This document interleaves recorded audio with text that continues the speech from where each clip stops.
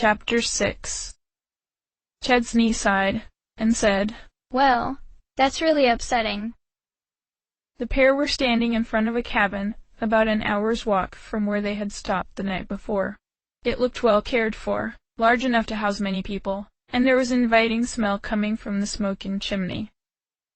"I told you, you wouldn't like the explanation," Medea said, tilting her head away to hide her smirk.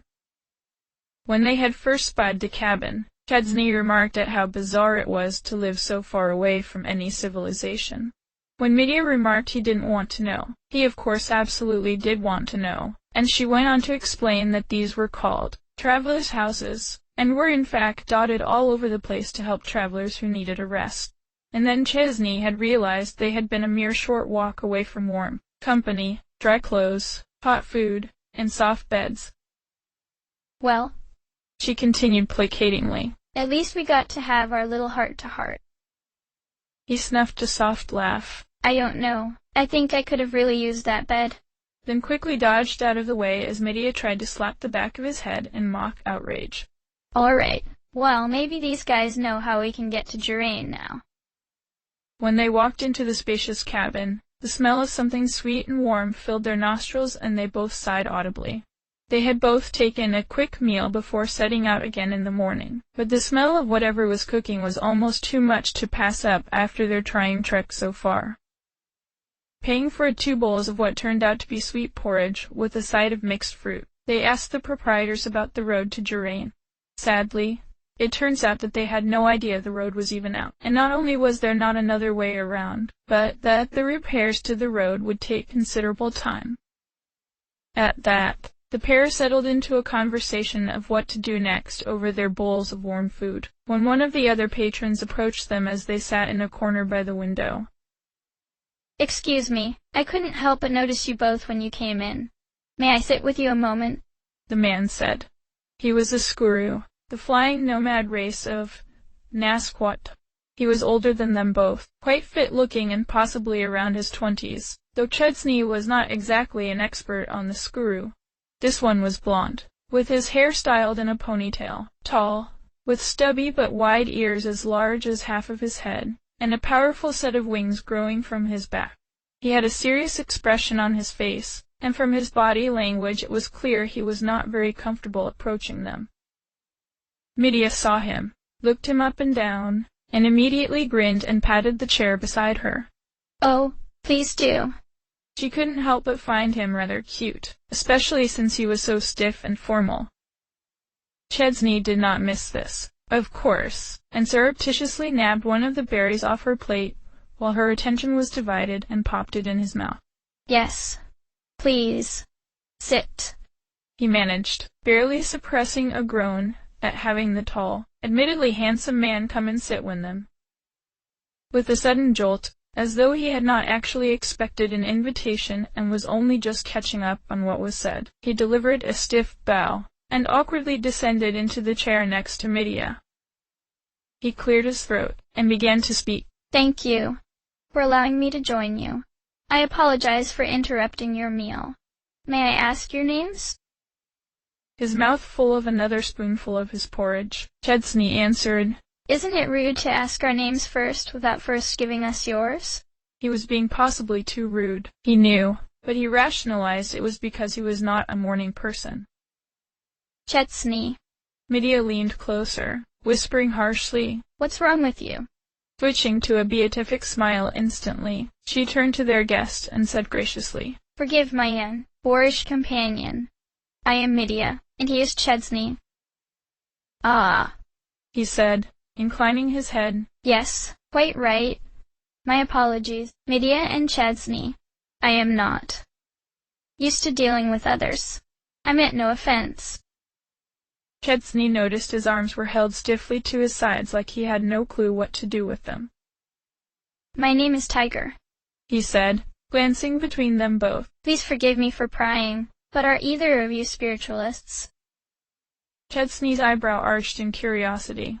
He didn't see the harm in volunteering that information, and a quick glance at Medea showed him her acquiescence as well. "Both of us, actually," Chesney said evenly, after swallowing. Immediately, Tiger grew quite animated, completely forgetting his previous awkwardness. His hands gripped the table, and he leaned in close, with wide eyes. Aha! I knew it! And, by chance, can either of you use the spirit of fire?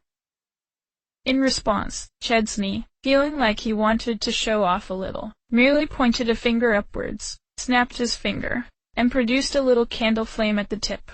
Fire's will, of course, was to let it grow and consume, but Chesney was well used to dealing with the small thoughts that fire would introduce into his subconscious. At seeing the small flame, Tiger immediately closed his eyes and said, "Oh, my ancestors, thank you!" before smiling broadly, and grabbing Chesney's hand in both of his own. "Please, Sir Chesney, my people have great need of your help." Surprised at the sudden, unexpected touch, Chesney almost fell out of his chair, but managed to stay seated and turn off the flame before either of them was mistakenly burned.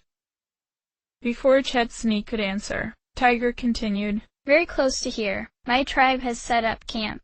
Would you please come and speak to my father, the elder, and hear what he has to say?" Chesney wanted to say that they were, truthfully, rather busy, but something about the earnest look in his eyes gave him pause. Instead he said, "Well, Tiger, could you give us a moment to discuss it? And, please let go of my hand."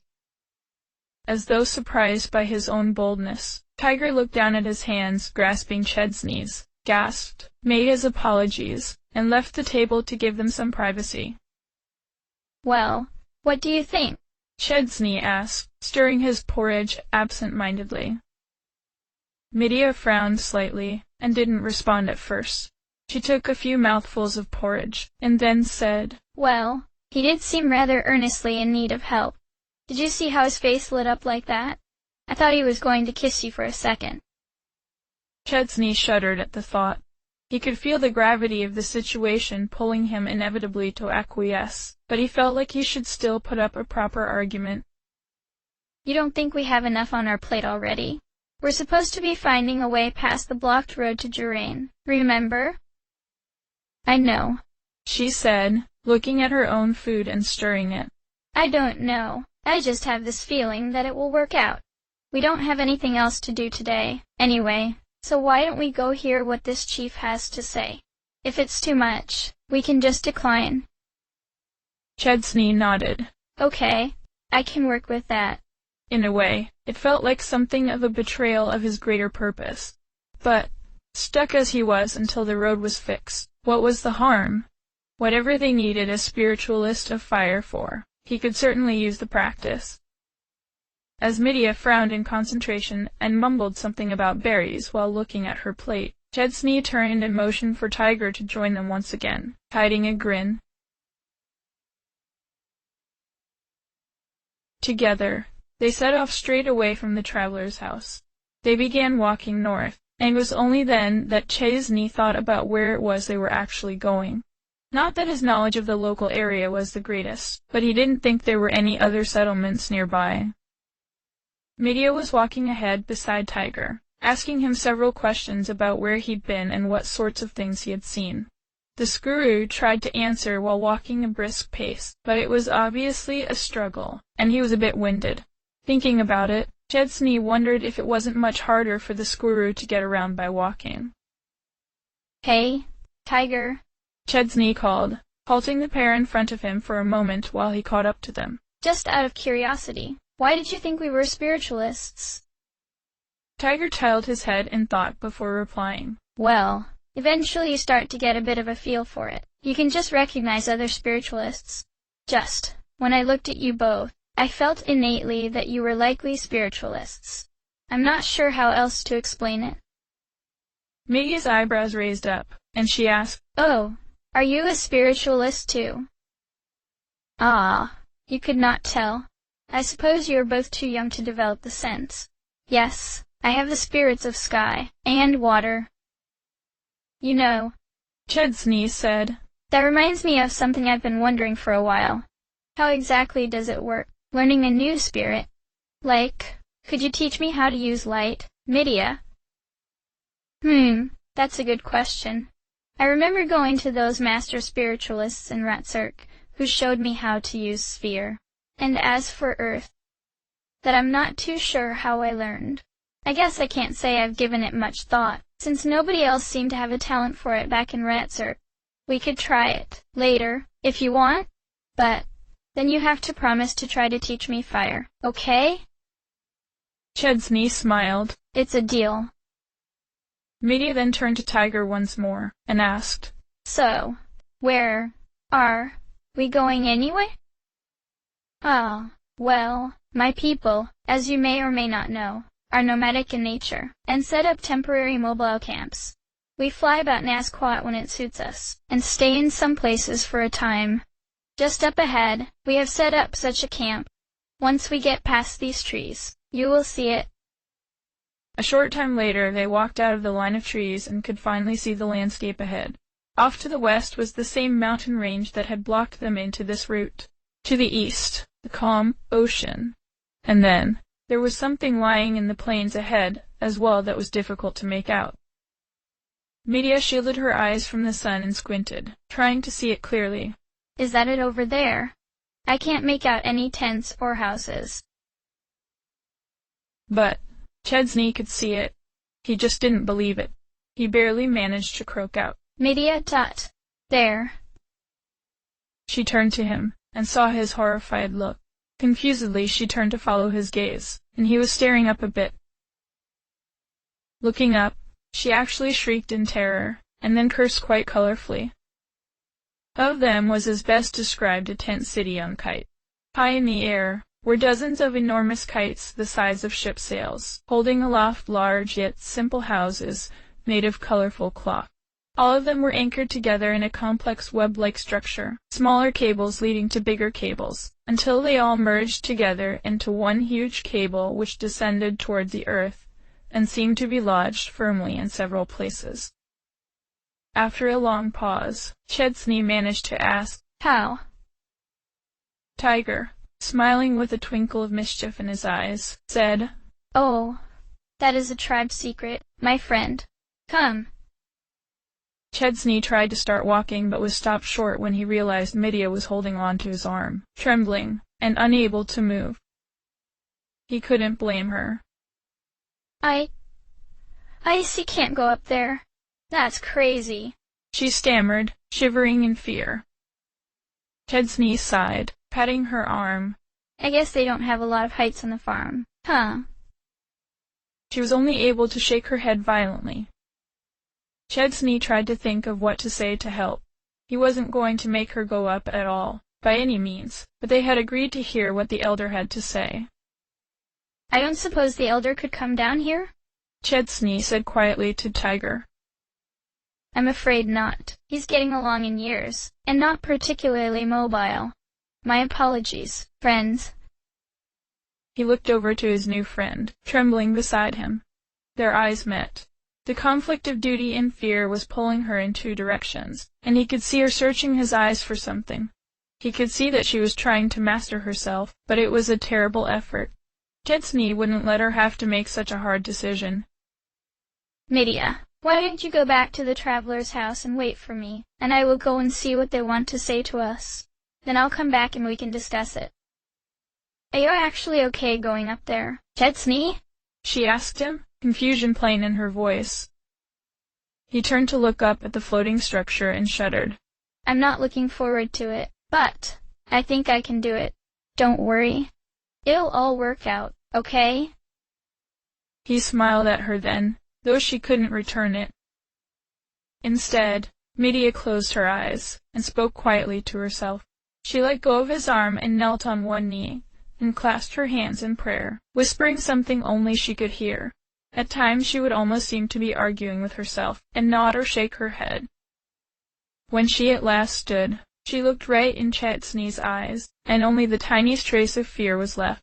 Her eyes were laser-focused on his, and he could feel the determination like standing too close to a fire. No, Chesney. When I said I would follow you where you go, I meant it. If I stop now, for this, I'll stop again and for something more important. If you're going up there, I will be too. Media, It's okay, you don't. He began to say, but the fierce look and shake of her head made him realize it was futile. You're amazing, Medea, he thought. Could he have done the same? Master his own fear when it really counted, like she did. He didn't know. He hoped he would. Turning to Tiger, he asked, Well, what do we do now? The Skuru led them to the great anchoring cable where the city of kites joined the ground. At the base, they saw another Skuru. He was laying down in a lounge chair with his hands behind his head, wearing a pair of sunglasses, with a little chest nearby with a drink and book sitting on top of it like a small table. He seemed a bit younger than Tiger and closer to Chesney and Medea's age, though Chesney remarked to himself that he was still much taller than Duke had been, even though Duke was senile and maybe the comparison wasn't apt. Tiger did not seem pleased to see the man. Dade, what are you doing? We have guests. Get up. You lay about. Don't you have anything you should be doing? He said, pinching the bridge of his nose and looking down at the reclining Skuru.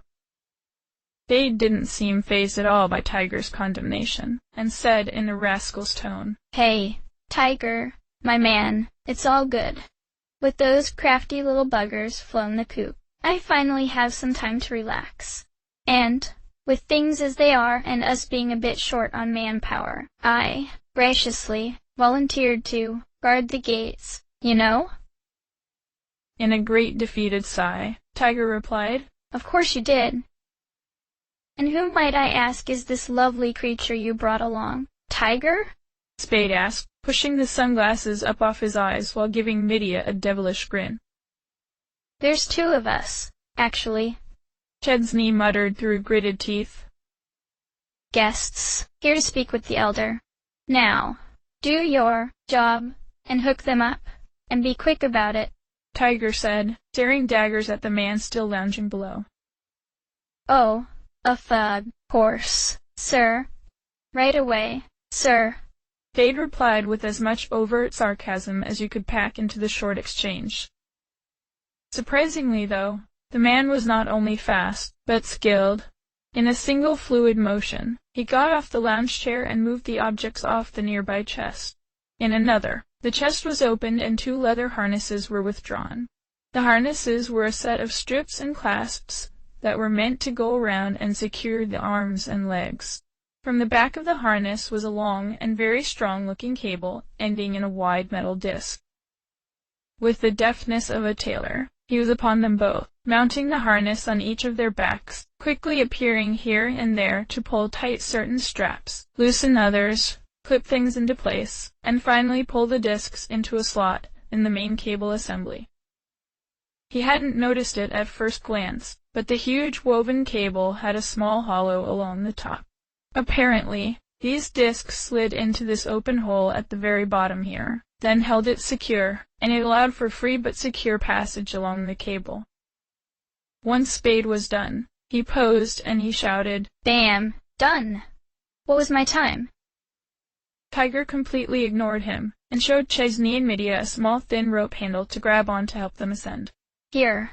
If you hold this, then lean back slightly as you walk up. It's much easier. Cold man. Cold. Well, I love you too. Spade chuckled, watching them ascend as he got back into his lounge chair. Let me know if you get tired of hanging around with Mr. Stuffy over there. Lady! There's two of us, you know. Chesney shouted back over his shoulder. I know, he said back, laughing. Before he could stop himself, Chesney shouted back, Ugh, you're worse than Duke. Before he winced and instantly regretted it. Tiger shot him a questioning look, though didn't say anything. Medea was just focused on putting one foot in front of the other. In all honesty, Chesney wasn't much of a fan of heights either. By all rights, his heart should be beating out of his chest, too, but for some reason it wasn't. It took some soul-searching to understand why. The truth was, he didn't feel like Chesney anymore. He felt like someone else entirely. The life he had lived up until the cataclysm of days ago might as well have been a story he had read. It didn't feel like him anymore. He also felt like that thought should make him feel sad. But it didn't. The feeling was just replaced with something cold and numb. I wonder what else I'm going to lose before the end, he thought to himself, as he stared out into the slowly receding landscape below. A short way into the climb, Chesney's ears began to pick up some kind of noise, though it took him a while up the ascent to even realize he was hearing it. Something melodic. It took him a moment to realize it was humming, and that it was coming from Medea. Medea was just ahead of him, jerkily grabbing the handhold rope and ascending one step at a time. He could see that her eyes were pointed straight at her feet and being extremely careful. Tiger was at the front of the group, making sure he was close if anyone should stumble, which was kind of him as he could have easily just flown up. Her tune was strong, measured, and repetitive. In Chesney's mind it seemed almost something like a cross between a marching band and a battle song. It wasn't easy to put into words, but he could almost imagine the scene of a general pacing his troops, or maybe some kind of duel. That tune is utterly entrancing. Miss Medea, may I ask what it is? Tiger asked, looking over his shoulder while trying not to shift the balance of rope. Medea was only able to shake her head, continue humming, and place one foot in front of the other. At this point, Chesney was the highest he had ever been in his whole life, aside from the Tower of Gabnid, but that didn't count since there were no windows. Unconsciously, he looked out to the east to see if he could make out the glittering crystalline metal structure from this distance and height. The smoke had stopped, finally, and there, just a little, he could see that telltale light on the horizon. "Murderer," whispered a childlike voice he did not recognize right beside his ear. He screamed in panic and twisted around to see who had spoken, only to find nothing there. His balance was completely destroyed by the sudden jerk of movement, and he had the sickening knowledge that he was about to fly off the edge. He knew in an instant that if he didn't let go of the rope, Medea would fly off too. So he let it go. So, this is it, huh? He thought to himself in that last moment before he tumbled over the edge. After that, it was just a general feeling of acceptance, and hope for Medea. She turned. Their eyes locked. He tried to convey that he was sorry in that split second. And then, of course, the harness cable snapped taut and screeched to a halt, dangling him in the air. Oh, right. The harness. He felt like such a fool, and tried not to die of complete embarrassment while he dangled uselessly in the air. And he was definitely not thinking about the voice he had heard, or thought he heard, and that he did not hear. The other two were about to come back and try to help him up, but he waved them away. "I got it." He couldn't stand the thought of prolonging this awkward situation any longer than was strictly necessary. He grabbed the cable nearby, hoisted himself up awkwardly, and after a few more moments, steadying himself and grabbing the guiding line, they continued on. Medea turned slightly so she could whisper, "You scared me half to death, Chesney. I thought I was going to lose you. At least until I remembered the harness was there. Yeah, I forgot about it too. I honestly thought I was going to die." After a moment, she said, "And that look you gave me. Chesney, I never want to see that look again. It was like you. I don't even know how to describe it. I just never want to see that look again." Chesney had no idea what to say to that. What kind of look had he given her in that split second when their eyes met? He had tried to convey that he was sorry, but maybe she saw something else. He felt a little coldness seep into his body when he thought about it. He did not want to think about this. He thought she was going to question him about it further, but miraculously, she said nothing. She didn't even start humming again. He wasn't sure what to make of that. "Ah, we're here, my friends," Tiger said. The pair of them looked away from their feet and looked around. Before them was something like 24 structures of varying size, looking very much like houses made of cloth and thin wood, held aloft by massive sails. There were dozens of other screw as well, flying and walking about the cables that joined each home and structure. Medea took one look at a group of children jumping and flying around, not holding on to any guide ropes at all, and did a little wobble. "Oh, immortals, I'm going to die." "We're almost there," Medea, just hold on. Chesney spoke to her, quietly, then, louder, to Tiger. We are close to the elder's house, right, Tiger? Indeed, it's just straight this way. Follow me. As they proceeded along, Chesney remarked to himself just how many screws seemed to be in some sort of mourning. Some of the women were wearing black clothes and being comforted. Some of the more aged members seemed especially dejected, and there were very few adult men around. What on Lennis happened here? Chesney thought to himself. He knew he wasn't going to like the answer. At last, they stood just outside a structure that seemed a little larger than the others, anchored in the middle rear of the camp. From this spot, you could basically see everywhere in the camp. Tiger turned to them. Please, wait here a moment while I speak to my father, the elder, and then bowed apologetically before brushing aside the flap that counted as a door. Suddenly, Chesney felt very isolated.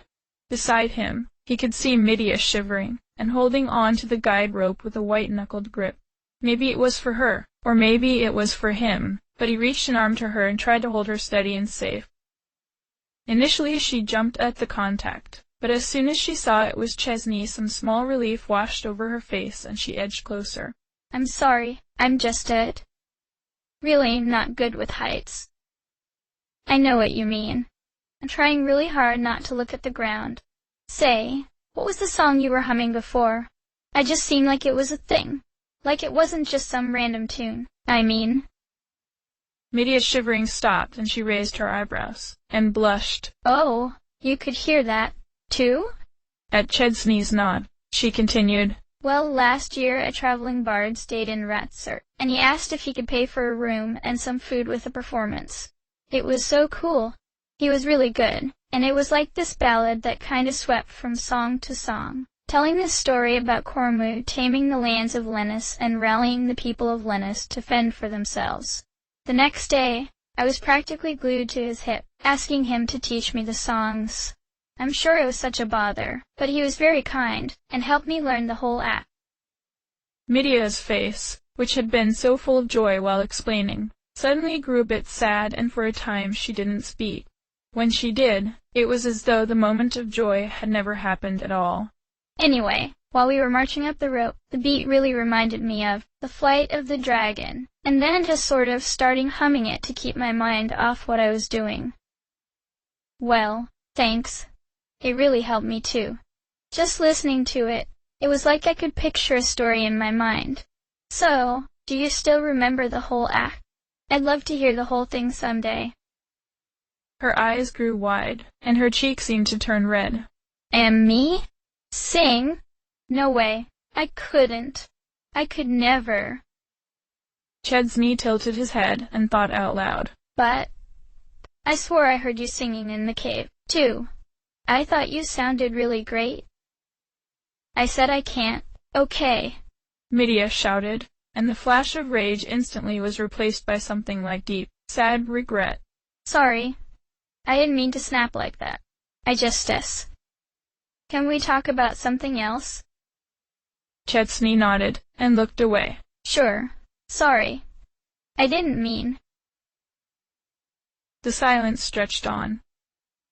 Say, Chesney, can you? She said, then paused while considering her words carefully. Then, she looked right into his eyes. Can you tell me what happened on the rope? Ice water poured down his spine as he tried to come up with a million different terrible reasons and excuses to tell her. He tried to speak with a casual air, but it sounded forced even to his ears, and he cringed in shame the whole time. Oh, it was nothing. I swear. I jerked, and lost my balance, and then I screamed just because I could feel myself falling. Thank the immortals for the harness, right? She held his gaze, concern writ plain on her face. But you screamed first, then you jerked. Really? I guess I remember it differently. He could tell she was not the slightest bit convinced, but she didn't say anything else. Just then Tiger reappeared from the tent flap. Please, come in. My father, the elder, can see you now. Please. Listen to what he has to say. You couldn't have popped up 30 seconds ago, Chesney grumbled to himself.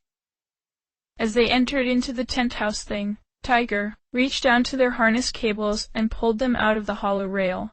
There was no track inside the home, but finally it felt like walking on solid ground enough that it didn't matter. If he didn't think about it, he could almost pretend he was back on the ground. Medea seemed similarly relieved, and he could see the tension ease out of her previously bunched-up limbs. The room was hot, and filled with some combination of incenses. The walls were thick with blankets, furs, horns, all painted or woven in dazzling colors. Chesney could tell there was a lot of meaning embedded in them, but it was beyond him. At the rear of the home was a truly ancient-looking squirrel. His hair was gray, and his wings looked pale and thin. His great ears were also quite droopy, and rolled to and fro as the elder moved his head in greeting. Atop his head was a large ceremonial headdress, made of thin silver wires and short purple feathers like long locks of hair draped over his shoulders and back.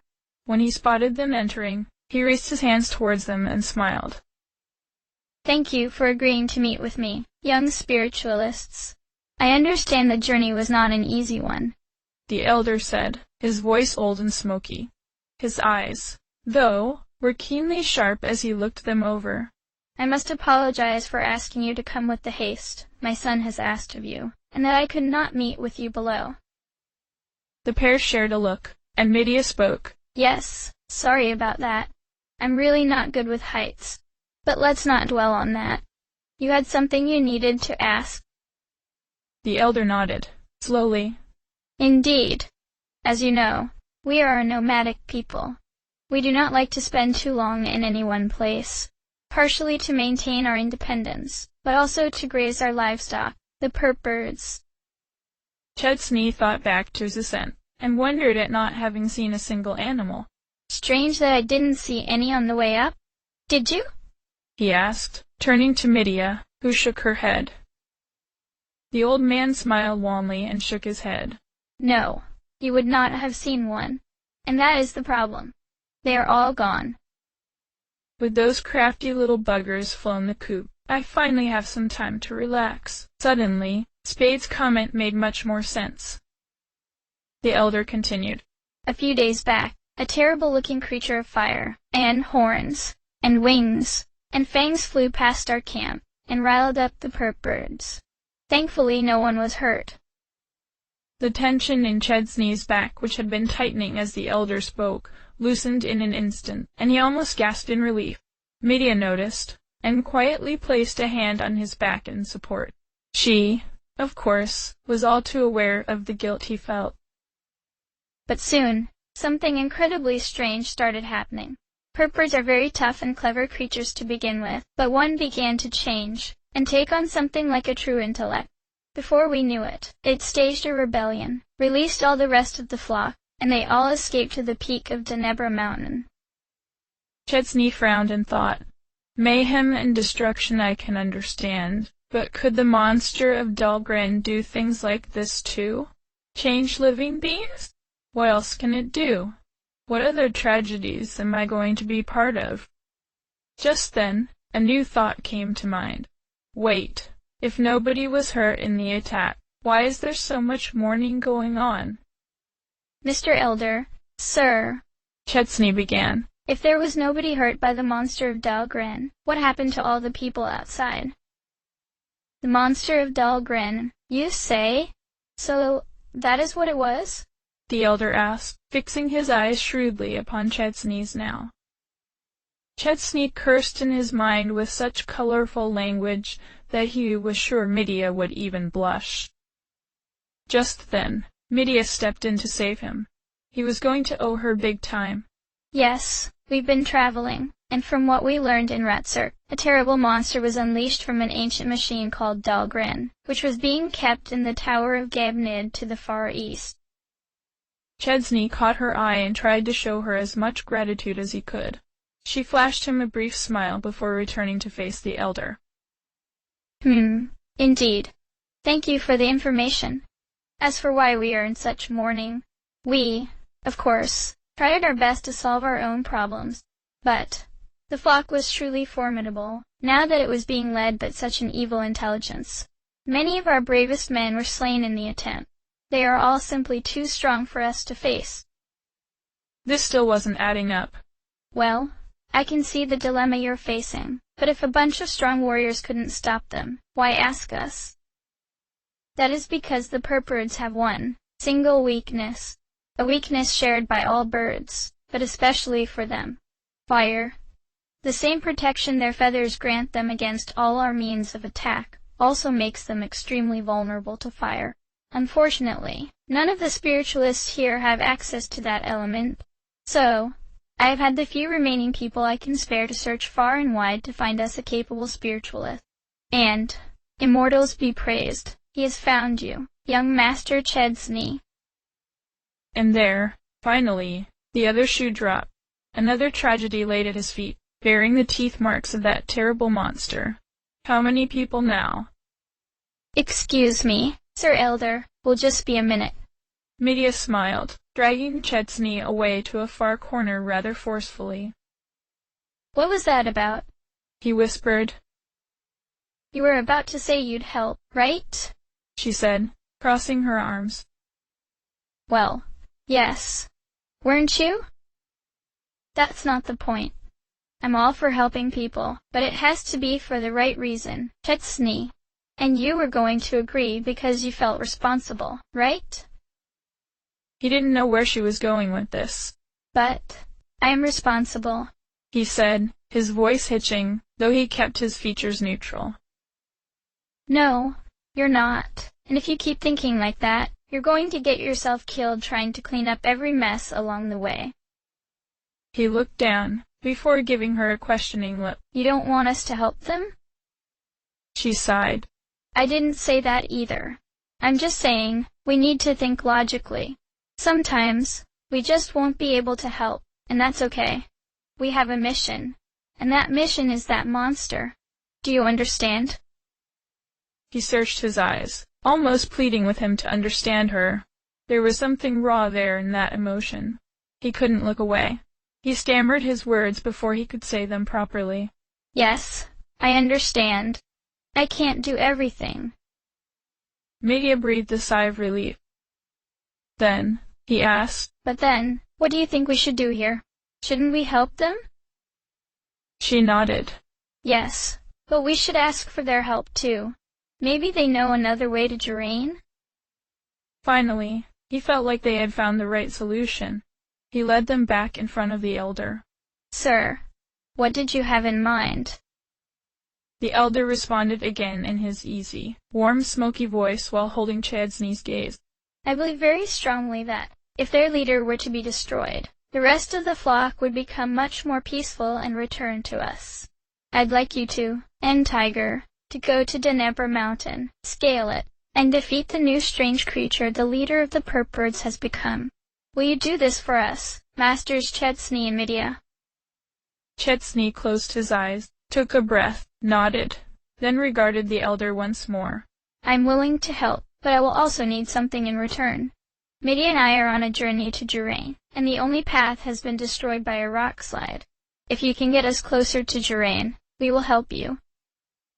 The elder stroked the thin whispery hairs on his chin while thinking. Yes, I believe we can help each other, young master. When you return, I will be able to help you. The elder then turned to his son. Tiger, lead them to the foot of Denebra Mountain, and help end this tragedy for our people. This is your chance to prove yourself. Do you understand? Tiger knelt before him, and grinned. Yes, sir. We will not fail. He then jumped up with surprising energy, and ushered the pair outside, while holding on to their anchoring cables. When they got outside again, Medea shuddered and held on to both Chedsney and Tiger. I suppose now we have to climb D down. Oh no, there is no need, Tiger said, while fiddling with the discs at the end of the anchoring cables. He was slotting them into a tight belt at his waist that wasn't there before. What do you mean? Chedsney asked. Tiger gestured with his head out over the ocean. Denebra Mountain is a bit east of here, over the sea. So, we will fly. Wait, what? Chesney thought, beginning to panic. Medea dug her fingernail so hard into Chesney's arm, he wondered if she had pierced the skin. Wait, what? Tiger finished with the discs in his belt, then gave them a huge grin and a thumbs up. No need to worry, friends. I am a very strong flyer. Now, you should hold on to each other, though if you need to stop spinning, just grab a hold of my ankles. With that, Tiger grinned and leaped off the rope. Medea screamed. No, no, no, no, no. They were both yanked off the rope together like a couple of dolls. In seconds they were dangling below Tiger as he flapped his strong wings, pulling them through the air with incredible power and speed. Chesney felt like Medea's death grip on him was going to crush his spine. The wind was starting to make them spin and bounce around like Tiger had warned, so Chesney tried to lunge for Tiger's legs like he had suggested. First one, then the other. He held on to Tiger's ankles as he flew, and the turbulence lessened. Medea, calm down, Chesney begged, trying to have her hear him over the sound of the wind and her own screaming. Just stop thinking that you're falling, and think we are flying. She stopped screaming, but her face was buried in his shirt. I'm going to fall. My grip is slipping. It's okay. Just slide down, and grab my ankles. Whether it was because she listened, or because her grip wasn't strong enough, with a few yelps, she slowly slid down his body and clung to his ankles for dear life.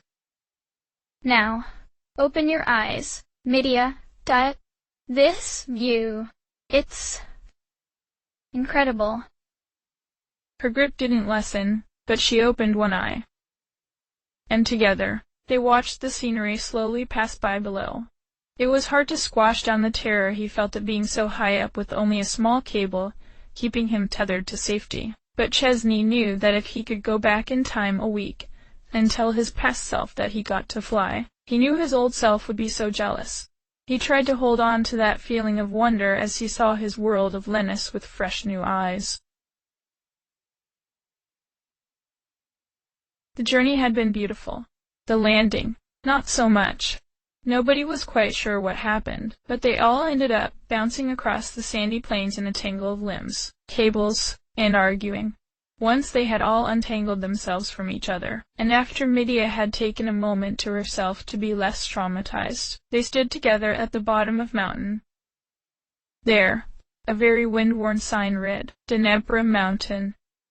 It was not especially tall for a mountain, but it did seem rather steep as far as Chesney could see. The sandy dirt so common to the plains of Nasquat quickly gave way to a few rolling hills covered in the greens and blues of small vegetation, flanking a raging river that cascaded off the mountain. Around the mountain were several worn signs that could no longer even be read, seemingly pointing toward long overgrown paths. It seemed this mountain had once been commonly scaled but was now left to rot. Chesney turned to Tiger. Do you have any clue as to where this leader of the Purpureds is? Oh yes, it roosts upon the very peak. Chesney groaned. Of course it does. Why would I have thought any different? A thought occurred to him just then. Wait a second, if that's the case, why on Lennis did we land all the way down here? Tiger's expression darkened slightly. Learning that lesson is what cost my people so many lives. The first warriors to come and face the flock flew up directly to the peak, but the birds had the advantage. They were able to knock my people out of the sky and dash them upon the mountainside. And so, we must scale it the long way to have a chance. I wonder what the traveler's house was serving for lunch, Medea said, sighing wistfully. I really wasn't planning on climbing a mountain today when I woke up. I should have eaten 2 breakfasts. Chesney's only reaction was to slowly turn his head and glare. This was your idea in the first place. He screamed in his mind. Out loud, he said, Well, it's not going to climb itself. Come on. They approached the overgrown paths and started walking. Before they had even progressed far enough to obscure where they had entered, a terrible squawking filled the air behind them, and Chesney was knocked over by a huge meaty wallop to the back of his head. He fell face first into the dense path and heard a crunch as he smashed his nose. Here's the welcoming committee. Tiger growled, taking a whip off his belt and pointing in the air. 2 purple birds flapped nearby, hovering in place and making a terrible racket. Medea cringed back a step. Those aren't birds. Birds are supposed to be small and cute. These things are almost as big as Gubo. The 2 birds were very big and strong, with huge round eyes. Thin, membranous wings somehow held aloft an enormous round body, and 2 very thick and strong-looking clawed feet. Their coat was blood red on top, and deep luscious purple on their bellies. Medea looked at her knife and shook her head. Useless. I'll never get close enough. Instead, she grit her teeth and touched her forehead, closing her eyes. The familiar feeling of light filled her arm, filling her thoughts with the feeling of annoyance. It wanted to fly, be free, to go. Right now. Try it, she thought. Pointing 2 fingers at the nearest bird, a bolt of lightning arced between them immediately. To her mounting annoyance, though, it seemed the creature hardly minded. It had been hurt, but barely. Tiger took the moment of distraction to ready his whip, and with great skill was able to slash it across both of their bodies. The birds squawked in pain, then backed up. They were starting a strafing run. You weren't kidding about how tough they are, Medea shouted. Indeed. Watch out. Here they come. Chesney was just getting up off the ground, when he was blown over backwards. One of the birds had swooped past all 3 of them, dragging its claws across their flesh and managing to score a hit against Medea's arm, but the second had plowed straight into Chesney while he was still regaining his balance, and knocked him back the other direction and down the path. That's it! Chesney yelled and scrambled to his feet. He didn't even seem to notice the blood streaming from his nose or oozing from the lines dug into his face. He felt within his mind for the familiar warmth that always stayed just out of reach. But this time, it came to him eagerly. And there, waiting patiently, knowingly, Sphere also came to him. The 2 spirits seemed to titter excitedly within him, and then to laugh, and revel, and scream. Medea cursed like a sailor and tackled Tiger to the ground. Watch out! Chesney yelled something indistinct and guttural as a cloud of flames erupted from Chesney's body and raced towards the 2 flying pests. Seeing the danger, they tried to turn and get away, but it was far too late. As soon as even a lick of flame touched one of their feathers, it was like setting a light to a stack of ancient dry wood coated with oil. In seconds, the birds were completely consumed. In a moment, all that was left was a pile of smoking meat and fat simmering on the mountainside. A part of Chesney felt that perhaps he had gone too far, but the realist in him was just glad to have the encounter done with. Getting knocked around like that had just made him feel humiliated, and his immediate instinct was just to lash out. Then he remembered he wasn't alone. Oh, no! Is everyone okay?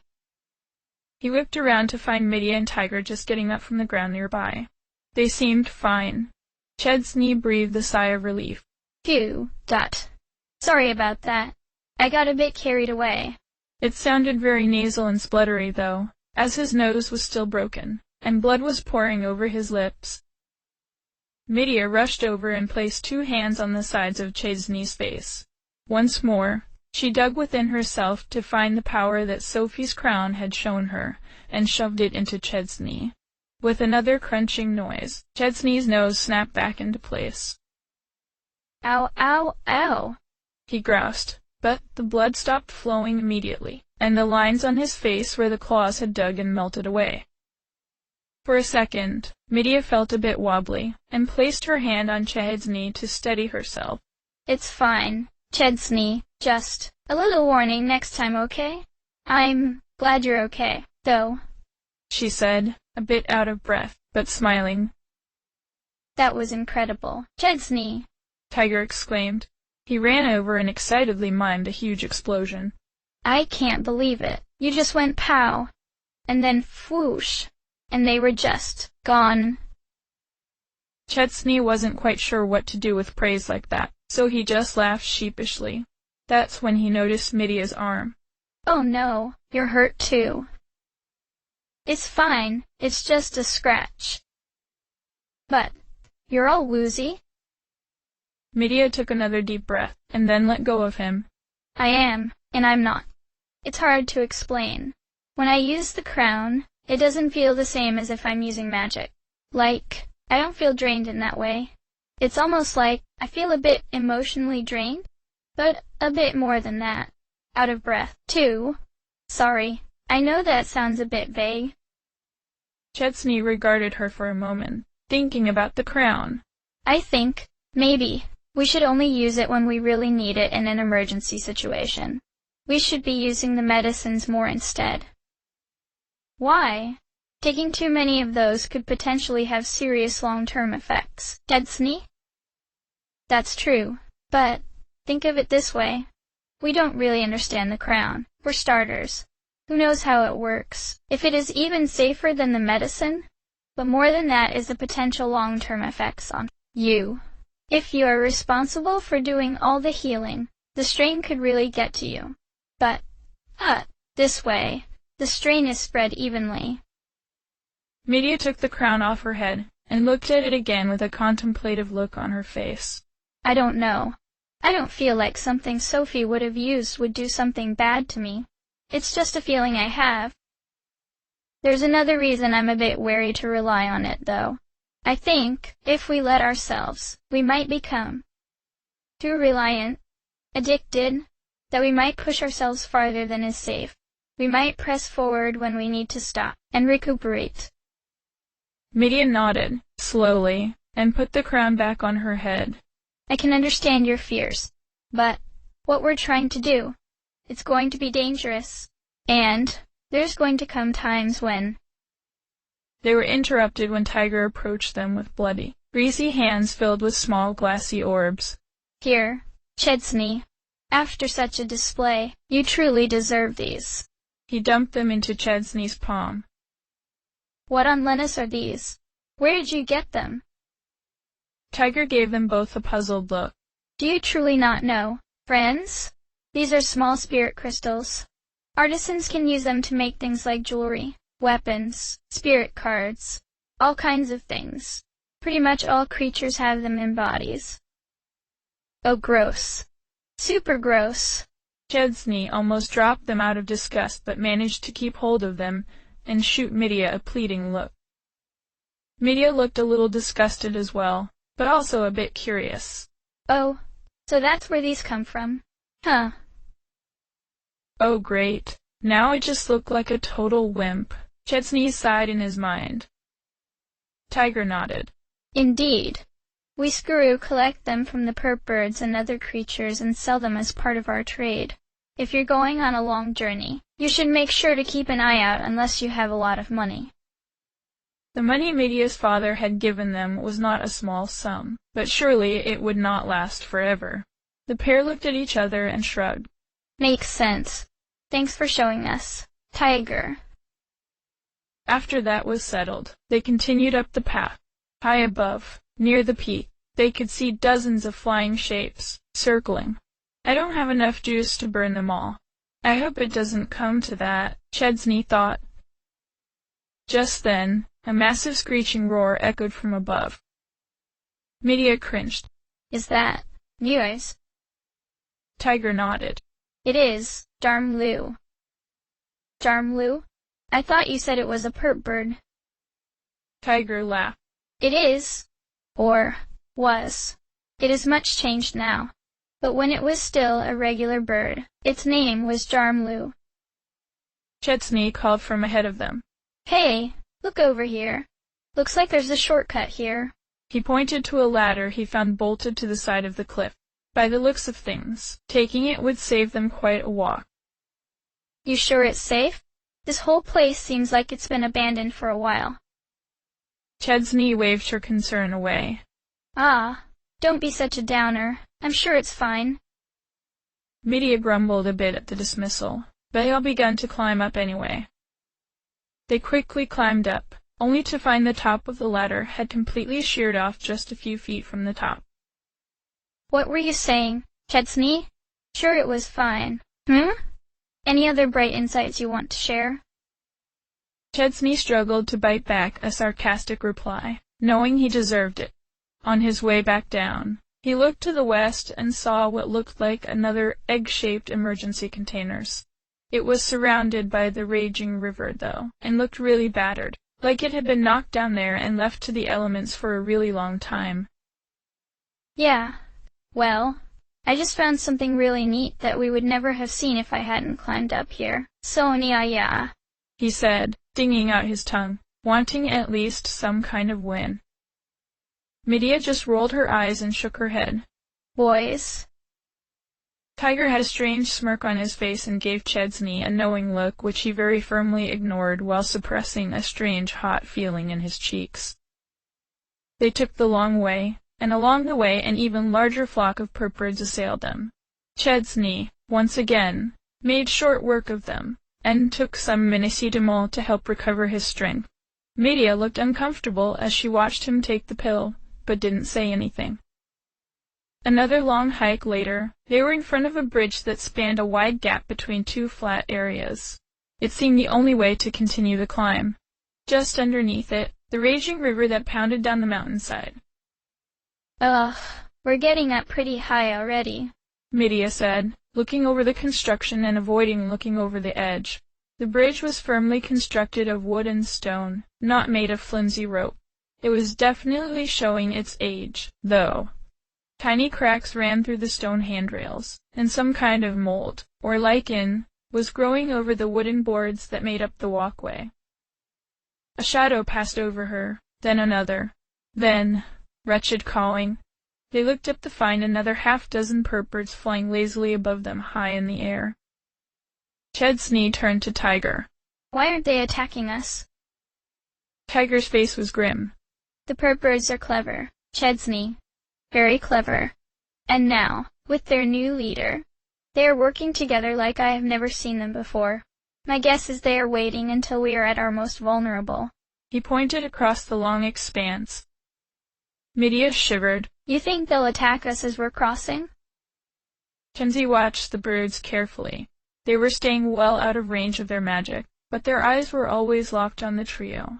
I think Tiger's right. I say we run across as fast as possible very suddenly to surprise them.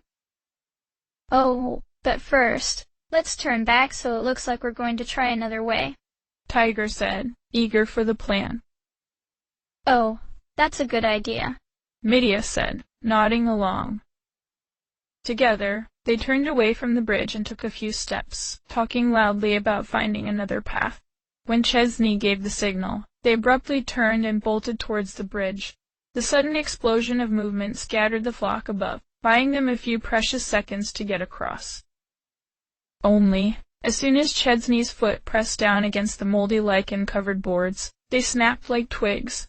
His forward momentum crashed his body into the next set of boards, which also folded in on themselves. Just as he was trying frantically to grab hold on anything to keep from falling away, Tiger and Medea slammed into him, and all three fell from the now-destroyed bridge. Then there was another terrible roar, though he couldn't tell if it was coming from the top of the mountain, or the rapids below. In the next second, he was plunged into the freezing cold water, and the tumbling forms of his friends just narrowly missed him as they followed. His limbs were instantly stiff from the unbearably cold water, but Chesney, growing up as he had in a fishing village, was a strong swimmer. He surfaced first and searched frantically for the others. Medea! Tiger! Where are you? He cried, searching the raging rapids around him, as he was pushed ever faster downstream. I'm here. He heard a small voice, and turned to see Medea straining against the current, weighed down by something. Help me hold Tiger up. Pumping his arms with everything he had, Chesney fought the inexorable pull of the water and sped to Medea's side. Tiger wasn't unconscious, but he was evidently a very unskilled swimmer. If they weren't careful, he'd drag them both down. He reached down to Tiger's shoulder and helped haul him out of the water. Kick your legs. Keep your lungs full of air. Tiger flailed around, but seemed to be at least trying to do as he was instructed. He kept trying to talk, but it all came out garbled, and he was lost to fits of coughing. Medea shook her head. I don't understand what you're saying. At last, Tiger just pointed. Downriver, just seconds away, the horizon dropped. They were speeding towards the waterfall.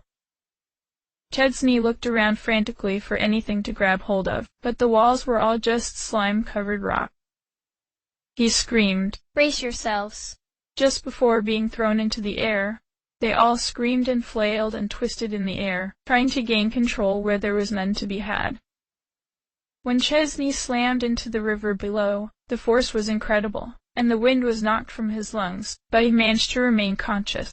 He scrambled to surface to feed his lungs the air he so desperately needed before his limbs would stop listening for good. Medea and Tiger were nowhere to be seen. "Oh no! I can't lose them! I can't!"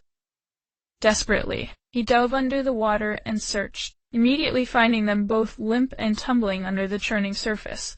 Time slowed to a crawl, and he imagined carrying her body back to Ritzert, back to her father. The look of absolute collapse on his face. "I won't!" Fighting to move towards Medea with power he didn't know he had, he got close enough and grabbed her by the back of her clothes, and pushing her up to the surface. "Wake up, please. Breathe, Medea," he gasped, giving her one final push to keep her on the surface, and diving down once more for Tiger. His limbs and wings whirled and moved in step with the water, dancing further and further away. "Come on! Come on!" Tiger had sunk further into the depths than Medea had, and with the delay, he was now close to the bottom. Chesney could feel his lungs fighting him, both for air and giving him too much buoyancy. He risked letting out some of his air and made a final push. "Got you!" Tiger was very light, thankfully, but the journey to the surface was a hard battle. His vision was getting darker, and the sounds of the river were quiet. He didn't know if he was going to make it, but he had to. A hand shot through the water and grabbed them both up and into the air. Chesney gasped and spluttered, and Tiger began to stir as well, his body heaving with racking coughs. "Oh, you're okay. Thanks, Sophie. You're okay," Medea cried, the horror in her voice plain as she yanked Chesney towards her and hugged him close. He held on just as fiercely. Once they had regained their breath and their bearings, they found the current here was much less severe, and the sides of the river much less steep. They were able to shamble their way to the shore, and collapse into panting heaps. They were soaked to the bone, freezing cold, covered in mud, and exhausted, but they were all alive. "I hate this mountain," Chesney managed to pant out once his lungs stopped burning. "I need a vacation," Medea countered. Tiger was only able to groan, face down in the mud. "You doing okay there, buddy?" Chesney asked. Tiger didn't move. "I am not sure." Medea groaned, and lifted herself to her hands and knees, crawling over to him. "Let me see." One of his wings didn't look like it was pointing a direction it should be pointing.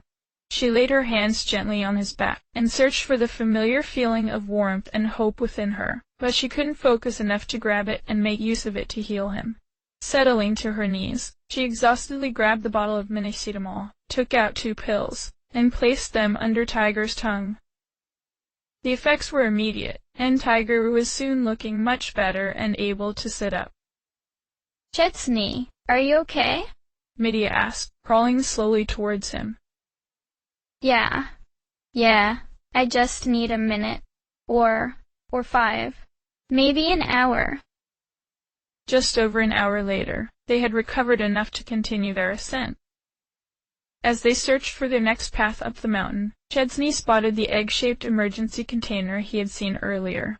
Another extremely violent tributary blocked off access. "Man, that's not fair. I gotta know what's in it." Medea looked at the churning waters. "I don't think a cool shiny thing is worth it, Chesney." He groaned. "I know. It's right there, though. Why is life so cruel?" She patted him on the back. "Somehow, you will survive." Tiger came back with news that he had found a set of stairs up the mountain. They all followed. You don't suppose those birds knew, do you? Medea said, thinking out loud. About the bridge? How could they? I don't know. Didn't it seem like they were just waiting for us to try to cross it? Chesney shrugged. I guess it's possible, but I still think they're just dumb birds. As they went, they disturbed another group of the perp birds, but instead of attacking, they flew off higher up the mountain. Tiger chuckled wickedly. Heh, I think they are afraid of you, Chesney. They should be, he said, cracking his knuckles. Did they see what happened to the other birds? Are they smart enough to keep their distance now? The path ahead became full of boulders and sharp, jagged rocks.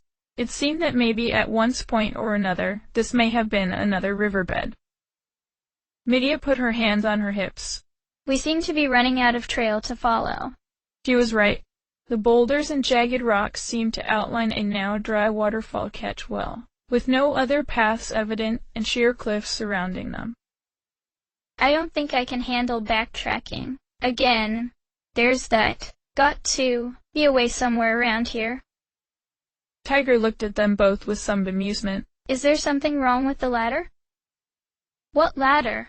The pair said in unison, looking at each other like they were needing to be reassured they were not crazy. Neither could see any ladders. It wasn't until Tiger literally walked over to a nearby wall and grabbed a rung that they could finally see the faint outline of the ladder. By some combination of dirt, rust, lichen, and bird droppings, it blended in perfectly with the rock face. How on Lennis did you see that, Tiger? Chesney gaped in awe. Tiger just shrugged. Well, we Skuru tend to have very good eyesight, on account of us living in the skies. I once counted and identified each member of a community of pack rat nests from 30 meters in the air. That sounds really boring, Chesney said, scratching his head. Tiger nodded. Yes, it was. Yet it was the most interesting thing I did that day. Medea stood at the base of the ladder and inspected it. Yay, more climbing. At least this ladder looks intact.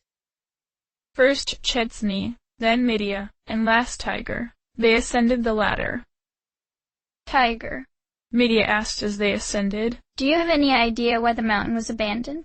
It seems so strange that there are paths and ladders and bridges, but it all looks totally abandoned. No idea. We're not really from this area. We're just stuck here until we can get the perp birds back. Then we can move on eventually. Chesney reached the top of the ladder and looked over the edge, only to get stared down by a huge flock of perp birds. They were crowded around a lot of large rocks, and especially around this one particularly large boulder. It seemed to be perched rather precariously on a slope, held by a small stone. A stone 2 of the birds were now pecking at. Get down! Hurry! Run! Chesney yelled as he tried to climb down. Medea moved her hand out of the way just in time before Chesney would have stepped on it, and tried to scramble down. What's going on? Just run. Tiger was off the ladder quickly as he just jumped down and glided to the ground below safely. From his farther vantage point, he could now see the boulder about to fall over the edge and crush them both. Chesney, Medea, jump! There's no time. But I'm still halfway up, Medea cried. Then she heard the rumbling, and was able to see around Chesney as the dark shape of the boulder blotted out the sky above her. She screamed, and though her legs trembled at the thought of jumping, being crushed under a boulder was far more terrifying. She jumped. She managed to curl into a ball, but the force of the impact made her feel like a bag of pudding with sticks in it slapping the ground. She was immediately disoriented. Almost at the same time, she saw Chesney take another brutal fall right in front of her. If that's what I looked like hitting the ground, how am I even still alive? She thought. There was no time to rest. Half a second later, a terrible crash thundered into the dry waterfall well behind them. Gah. Gotta get up. Medea, it's coming. Chesney wheezed, pulling himself to his feet and turning to haul her up by the arm. Tiger shouted from ahead. There's a way out of the river bed over here. Hurry! Though their limbs didn't quite work, and their balance was shot by the impact, they held on to each other and raced away from the boulder. It thundered louder and louder down the path the now dry river had carved into the face of the mountain, always just on their heels. Tiger had scrambled up a slightly less steep embankment, and was holding out his hands to haul them up. They ran as fast as their legs could carry them, feeling the grinding mill wheel of hell crushing everything in its path, hungry for them. Chesney flung Medea up to Tiger's waiting arms, while he scrambled up on his own, just barely getting out of the path before his ankle was crushed. The boulder then hit the next bend in the river, shuddered, changed trajectory, skipped over another edge, and was gone from sight. A few seconds later, another terrible crash, and splash. Medea, on hands and knees, panted. What happened? Chesney, just as out of breath, managed. Birds. Trap. Pot. When he had regained the ability to breathe and talk at the same time, he added, I hate those birds. Tiger, who wasn't nearly as out of breath, handed out some water, and asked, Did they really set up that boulder? Chesney nodded, took a huge gulp, then continued, Oh yeah. They were waiting until I had just cleared the top before setting off the trap. They were 100% waiting for us. Gabnid knows how they even did it. Clever little bastards, indeed. Chesney thought back to what Spade had implied about hurting the birds. He was being proven completely right. When Medea had regained some of her breath, she chimed in. Rethinking what I said about the bridge now. Color me convinced. I am now extremely motivated to reach the top of this mountain and teach some birds a lesson. They walked to the edge that the boulder had cleared and looked over. Immediately, Chesney jumped up and yelled, Jackpot! The boulder had managed to lodge itself right in the middle of the violent tributary that was blocking off access to the egg-shaped container, disturbing to flow enough to easily reach it now. Without even waiting for his companions, he hurried down to it. Medea just shook her head. Boys. Like an iris, the container opened with a smooth snick. It looked like all the others, with foam padding outlining spaces for objects. Only this time, the original contents were completely intact. Inside was a strange device none of them had ever seen before. It was like if a cannon and a toolbox had a child. Above it was the same strange, incomprehensible writing that Chesney had become all too familiar with. But in addition, there was a series of pictograms depicting its use.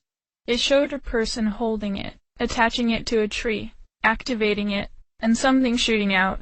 Then, walking over the thing to the other side of a gap. Medea squinted and pulled a sheaf of paper out of the side of the padding. Welcome to your new temporary emergency gap crossing device. This device can create a small bridge-like structure to navigate gaps when in an emergency situation. Simply attach the device to a firm, fixed structure like a tree, or use the provided stake to anchor it to the ground. Next, point at another strong fixed point across a gap less than 40 feet across. Press the button, and step away to some place safe. Once the temporary structure has been raised, first test it with strong pulling motions. If it is firm, you may cross.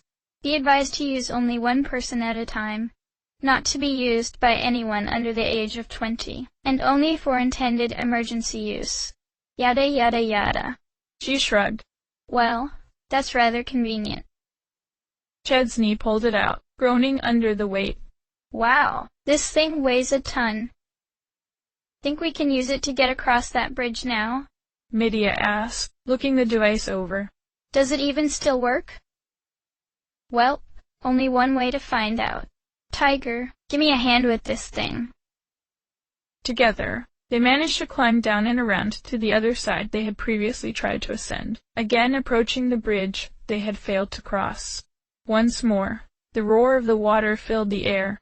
The bridge was completely destroyed, though that wasn't a surprise. Neither was the cawing flock of birds lazily circling high in the air, watching them carefully. I will end you, birds, Chesney thought to himself. Together, Chesney and Tiger put down the device, and attached it to a nearby tree, while Midia kept watch and made sure the birds kept their distance. "Are we ready?"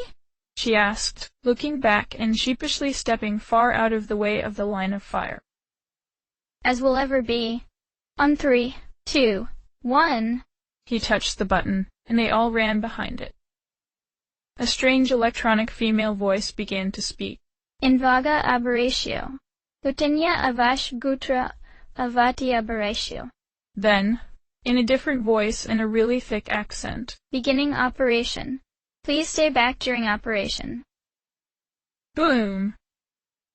An explosion rocked the mountainside from the device. From the opening in front, 3 steel chains blasted out and snaked across the gap over the raging river. With a crack, 3 long steel spears at the head of each chain embedded themselves in the rock wall across from them. The unspooling chain slowed, stopped, and then slowly began to ratchet back into the device, until the chain bridge was as taut as possible. With a clank, the device stopped moving, as did the chain, and a final beep seemed to signal that the process was complete. After the end, what remained was a long, strong steel chain for their feet, and 2 more above it meant to be handrails. At the explosion, the birds above scattered in every direction, and angrily started squawking even more than they had before.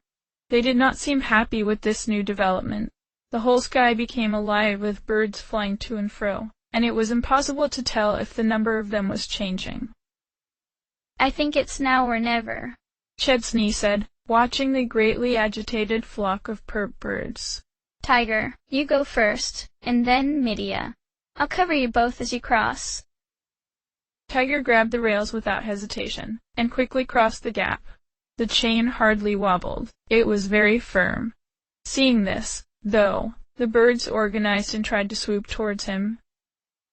"Not after the day I've had, pal," Chesney growled, and shot out an arc of flame towards the swooping flyers. Midia as well prepared a bolt from her hand at a bird that was a little too far away from Chesney's flames to be affected. The lead bird managed to dodge the fire, but in doing so flew into the path of one of the others and they slammed into each other. The one struck by lightning stopped immediately and backed off, screeching its fury. The attack run had been foiled. "Midia, go! Hurry!" Chesney huffed, feeling the strain of using his magic. "Okay, but be careful," she called, getting on the chain bridge a little shakily. Her progress was slower than Tiger's, but the birds were still recovering from the previous assault, and Midia made the journey completely unmolested. Once she was across, Midia called out to him over the raging river. "Okay, come on, we'll cover you together." Midia and Tiger spread out to flank the bridge as much as possible and keep an eye on the sky. Suddenly, another terrible roar engulfed the mountain and drowned out the sound of the river for a moment. At the sound, the birds rallied, and ever more flew down from the peak to join those already forming. "They're serious now," Chesney knew. "This is going to suck. Bring it, you little bastards." With a grim look, Chesney mounted the chain bridge, and gripped the rails with all his strength. The chain seemed way wobblier now that he was on it, but he knew it was just his nerves. 1 foot at a time, 1 foot at a time, he told himself over and over, trying not to notice the churning waters underneath him. Over the water, the sound drowned out everything else. He saw a flash of light, and risked a glance up. The birds were swooping around in force, now. Midia, a panic-stricken look on her face, was blasting every bird that seemed to be heading right for Chesney. She was like a machine, launching bolt after bolt, completely focused. Tiger was snapping his whip to every large group of birds he could hit in a single swing, and for those he couldn't reach, sending out an arc of the same reality-warping energy Duke had used in the tower to knock birds out of the sky. But it wasn't enough. Not at all. By sheer luck, first 2 birds to break past their defenses missed him, and only hit the handrails. The next hit the mark, a beak slicing his cheek as he pulled away. The combined assault nearly knocked him from the bridge. Even over the roar of the river, he heard Midia scream as she saw him wobbling on the bridge. "Enough!" Chesney yelled. as though they too could sense the danger. The spirits were already screaming inside him for release, and he allowed them every ounce of his life he could spare. A massive eruption of fire engulfed him, and away from him, catching at least half a dozen pert birds in the explosion. The whole flock was surprised, and the combined onslaught of him, Tiger, and Medea managed to turn the attack away and send them soaring back to the top of the mountain. Chesney, however, barely noticed. His vision was turning dark around the edges, and he had a difficult time understanding what he was seeing. He couldn't focus on his limbs at all. There should be something he was doing, but all he could do was watch the boiling, churning waters below. All was quiet. It was hypnotic. What was I doing? Am I dreaming? I don't like this dream. A breath. Another. A third. He could feel his heart beating now, like a jackhammer in his chest. His lungs burned, and he breathed harder. The feeling started to return to his arms, and they ached from the awkward position they were in. Looking up, he found that one leg was draped over the bridge chain, the other dangling below. One arm was limp at his side. Miraculously, his other was holding on to the other rail like his life depended on it. It did. In a moment, Medea was there beside him, all concern for herself gone as she tried to help him to his feet. It was a slow, delicate process. As soon as her hand touched his arms, he could feel the soothing healing energy flowing into his body, giving him the energy he needed to hold himself steady. Slow and steady, they reached the far side, and collapsed far away from the edge. "Is this like a regular day for you two?" Tiger asked, standing above the pair as they remembered how to be alive. Medea groaned and sat up. "Increasingly. Technically, I think I've almost died more times in the last few days than there are days on my journey," Chesney replied. He tried to get up, but wobbled and fell over. "Almost there. Just keep going." He popped another 2 pills before Medea could object. "Chesney, you can't keep doing that." He sighed in ecstatic relief as the medicine did its work. He felt alive again. "We'll take a solid rest tonight, okay?" She angrily got to her feet and stared down at him. "Will we? And what if something else happens before then? Will we take a double break the next day? Or will there be another excuse? Take this seriously, Chesney." Angrily, he got up and put his face right in front of hers. "I am taking this seriously. If I fail, what happens next? All that matters is that I keep moving. I keep us safe, and nobody else gets hurt because of me. Okay? Weren't you the one who was going to say we can't always play it safe? Well, I take it back. If you keep up this pace, Chesney, you'll do worse than fail. You'll die. Have you ever thought about how maybe people care about you, and don't want to watch you kill yourself?" She slapped him across the face. Then, the movement seemed to surprise them both, and her cheeks went from flushed red to pale. She covered her face and turned away, stalking off to a corner of the plateau to recompose herself. Chesney, for his part, was stunned. His hand was against his cheek, feeling the pulse of pain slowly grow and ebb. She slapped me. What was he supposed to do now? Suddenly, his determination to win at any cost felt wrong. Somehow, everything was much less clear. Tiger finally walked cautiously beside Chesney and whispered to him, "I feel there's more to what's going on here than just a lover's quarrel." What?" he spluttered. "We are not like that. We're friends, traveling companions only." Tiger raised his eyebrows. "Oh, did I misread things? My apologies." He looked at Medea off by herself with an unreadable expression, then whispered, "If we ever want to be off this mountain, I think you will need to talk to her." Chesney shook his head in bewilderment. "I have no idea what to even say." "I think you do, Master Chesney." He really didn't, but it didn't seem like the thing to say in that moment. Standing there like a fool for more breaths than he should, he finally mustered up the courage to approach. He saw her standing there at the edge of the gap, watching the raging river. Her long purple hair swayed in the breeze, and if it wasn't a terrible moment to notice it, he would have remarked at how subtly beautiful the scene was. Medea, about what I said. He began. I'm sorry. I shouldn't have yelled at you. I know you're right. He pulled the bottle from his hip. I know. It's dangerous to take these as much as I do. She didn't stir, but she didn't yell at him either. He continued. I just. He sighed. I'm scared, you know? I feel like if I ever stop, I'll just. He looked down at the ground like it had all the answers, memorizing every grain and mark. I'll just fall over, and stop, and never get back up, sink into the ground and get swallowed up. There was silence between them, long enough that he wondered if he should just give up and turn around and give her some space. But then, almost too quiet to hear, she asked, Chesney, why do you act like you don't matter? Because I don't? He dared not say it out loud. But even if someone told him to his face that he did, it didn't seem like it could ever change how he felt like he didn't. She turned to, almost, face him, but couldn't quite make it all the way, and couldn't look him in the eye. Maybe she was as afraid of seeing something in his eyes just as much as he was afraid of her seeing it. Do you know what I was thinking that whole time you were fighting for your life on that chain? Where no matter how hard I fought, I couldn't stop them. She waited for his reaction. He shook his head. I was thinking, I did this. I led him here, to this stupid mountain, where we all keep almost dying for nothing. This wasn't our problem. But I said, let's just go listen. What's the harm? And how big of a hypocrite am I, yelling at you to take a proper rest, when we were literally at a traveler's house and convinced you to leave, when I know you're the kind of person who... She stopped then.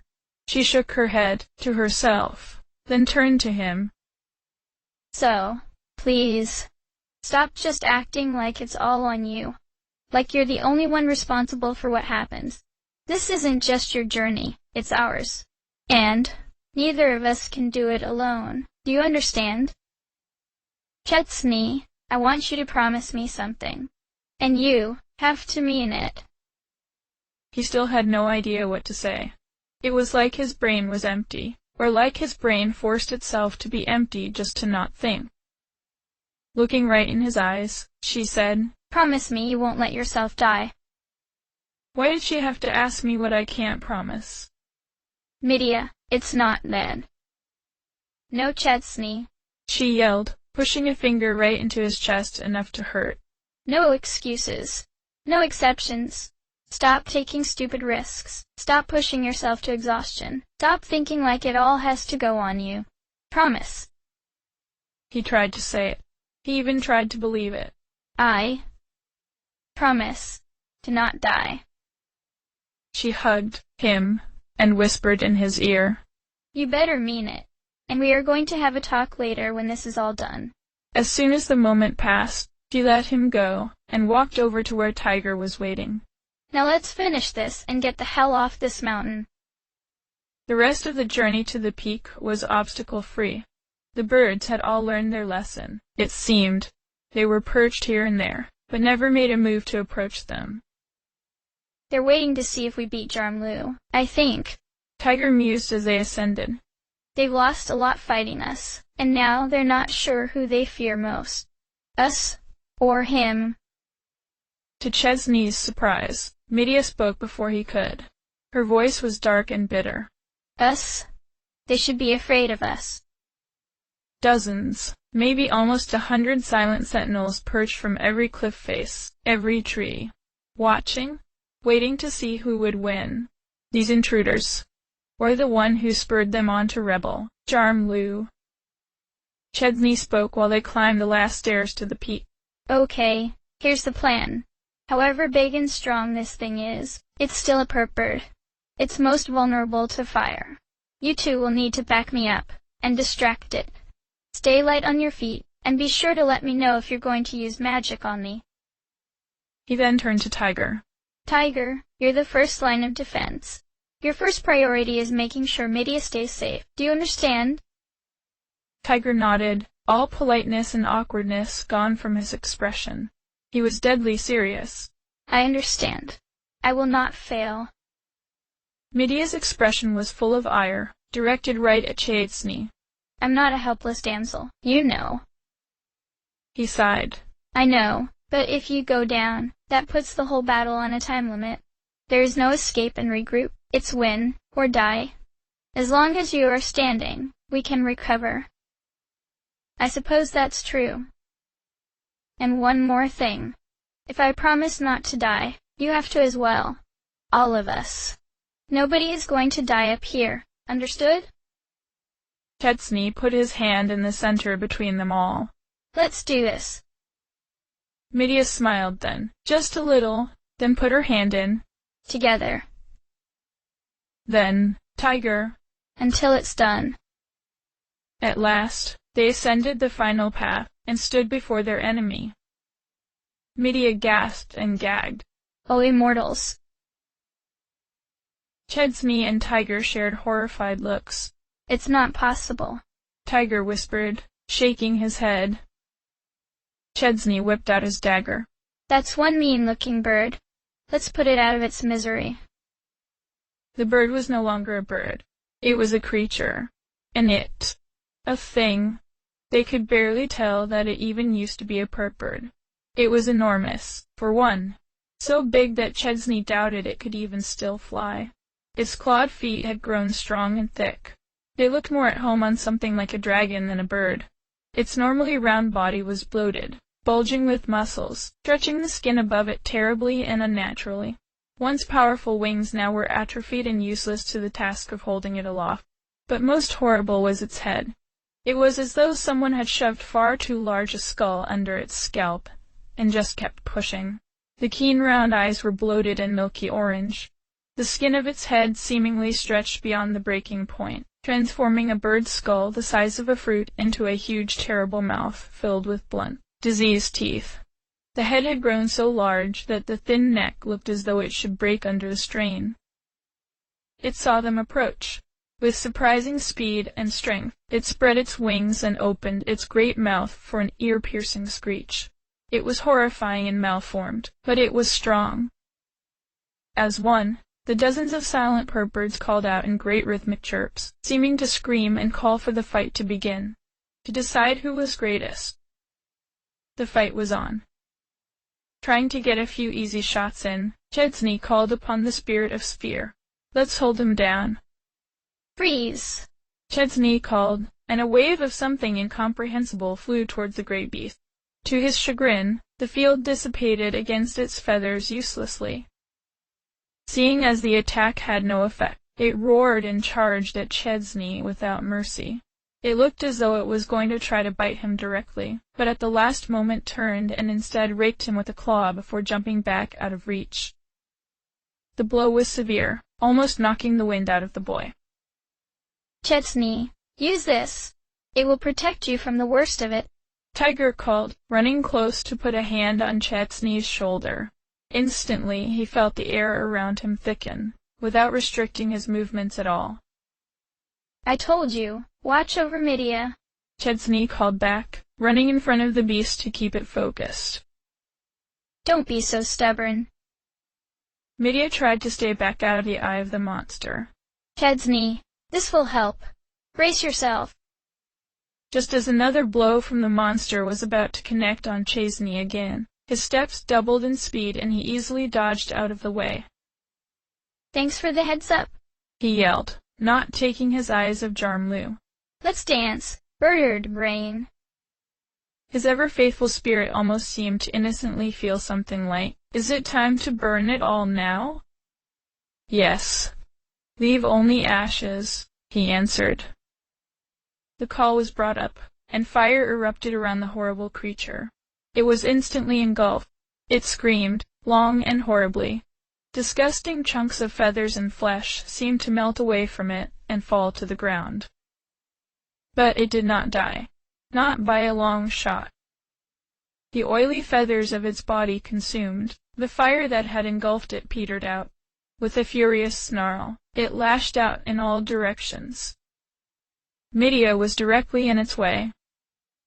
A powerful swipe of its maw. Medea was sent flying through the air, crashing to the ground in a heap. Medea! Chesney screamed, racing for her. Tiger, keep it distracted. On my honor, He cried, brandishing his whip. I'm right here, you foul creature. Chesney crouched and slid the remainder of the way to Medea's still form. Come on, come on. You promised. He grabbed at his belt, hands shaking as he tried to get open his bottle of Minihitamol. Most of the contents spilled to the ground, but 2 pills made it into her mouth. Come on, wake up, wake up. Seconds later, she coughed and swallowed. I'm up. Don't worry about me, I'm okay. He hesitated a moment, not wanting to just take her word for it, but a cry of pain from Tiger wrenched his attention away. Tiger had 2 new scratches, one on his arm, the other his chest, and Jarmlu was ready for another. No you don't, ugly. Another burst of flame engulfed the thing, sending it rolling to the ground trying to extinguish itself. Hot, sticky globs of flesh peeled away from it and stuck to the ground, but it would still not die. One of the disgusting orange globes that functioned as its eyes had burst, but with the other, it stared down Chesney with absolute hatred. Quicker than even he could react with his newfound speed, Jarmlu opened its maw and snapped it closed on his torso, hauling him off the ground. Medea, who had staggered over to Tiger to treat his wounds, screamed, Chesney! No! The blunt, rotten teeth did not pierce his flesh, though, whatever force Tiger had applied, it was doing its job. The points dug into his skin terribly, though, and he knew the bruises were going to be deep. With a free hand, he took his dagger and plunged it into the softest part of the jaw he could find. The thing thrashed him around like a rag doll, and tossed him into the air. He crashed to the ground, rolling until he hit a dried-out bush. I'm okay. Don't let your guard down. With Chesney flung far from the battle, the beast eyed Tiger and Medea, who had just finished healing his arm and was working on his chest. Look out! But Tiger was prepared. A wave of breaking energy struck the bird and snapped its head back so hard it looked like it would snap its neck. Not to be deterred, it dashed at them, this time keeping its head low. Tiger grabbed Medea and flung her out of the way, just in time. The next moment, the nightmare creature lashed out with a clawed foot and stomped on the screw mercilessly. From close by, Medea yelled out in fury, and a blast of lightning arced away from her palm and into the chest of Jarmlu, driving it back. Take this! Chesney yelled, dashing up beside it and holding out his hand to set it ablaze once more. But again, quick as lightning, it smacked him to the ground with its great maw. This time, it pinned him down with its claw, and opened its jaw to rip off his head. Chesney gasped out, barely able to breathe. You think I won't set us both on fire? Watch me. Wrenching his one hand free, dragging it painfully against the razor-sharp claw, he shoved it up into the creature's throat. Survive this, freak. They both screamed as the fire tore at them both. The thing was forced to roll away from Chesney. Its already bloated body grew bigger and bigger, until its flesh tore and melted and burst all at once. Flames exploded from every orifice, and in mere moments, the thrashing thing was still, boiling, and smoldering. The trio stood there and watched it burn for a long time. They could not feel the blood pouring from their wounds, nor the pain of their bodies, only a strange mix of triumph and pity. The monster of Dahlgren had done this to the creature, somehow. There had been no other choice. But that didn't make it fair. Any of it.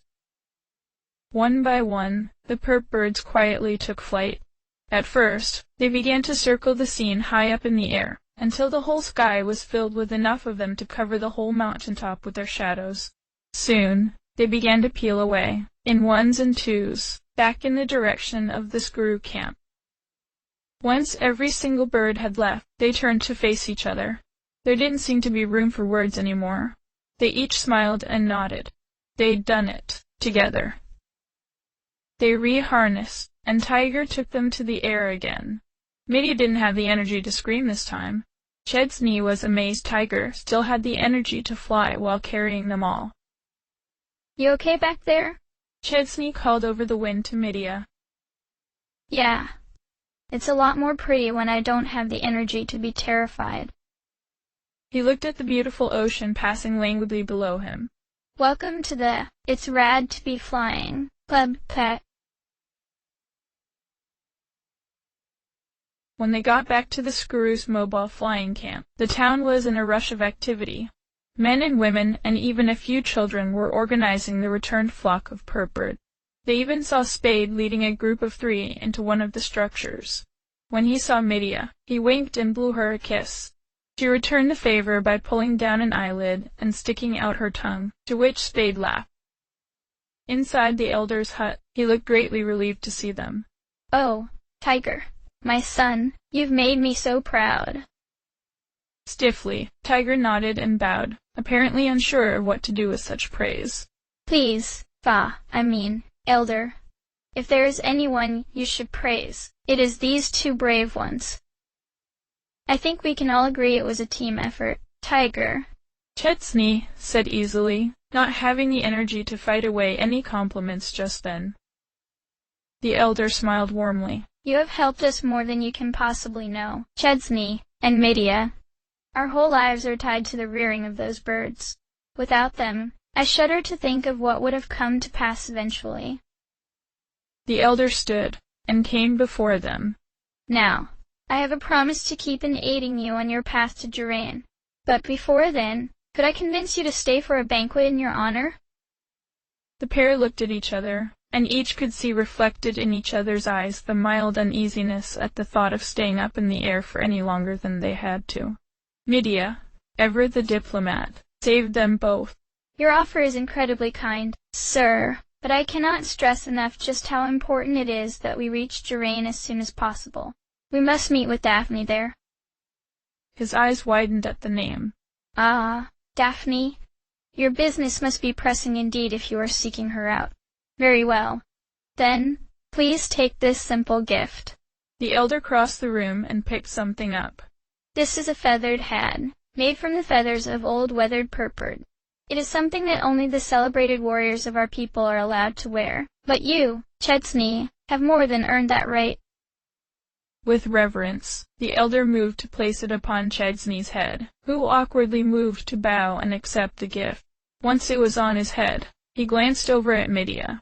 Her expression was completely neutral. What the heck does that mean? He wondered. The elder moved to sit back down. Tiger, are you able to take one last trip? You know where to take them?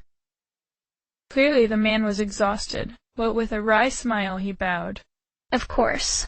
With skilled hands, he once more locked the pair into his own harness and led them outside. Medea was pale when she said, Seriously? Again? With a great heave, Tiger leapt off the cable once more, dragging the bewildered Chesney and screaming Medea along with him.